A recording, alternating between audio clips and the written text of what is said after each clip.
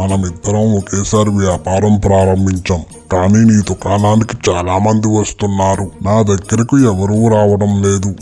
వ్యాపారంలో నువ్వు అనుసరిస్తున్న మార్గం ఏమిటి?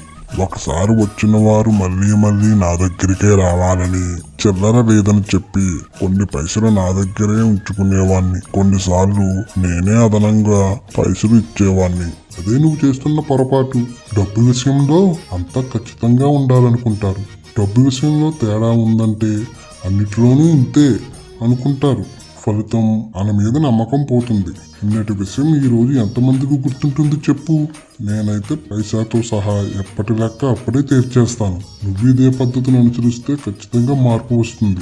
ఆ రోజు నుంచి అన్న చెప్పినట్టు బాకీలు ఉంచకుండా ఎప్పటి డబ్బు అప్పుడు ఇవ్వడం మొదలుపెట్టాడు సుబ్బిశెట్టి. ఆ మార్పుతో కొద్ది రోజుల్లోనే అతడి వ్యాపారము లాభాల బాట పట్టింది. మా ఛానల్ కనుక మీకు నచ్చినట్లయితే లైక్ చేయండి, షేర్ చేయండి, కామెంట్ చేయండి.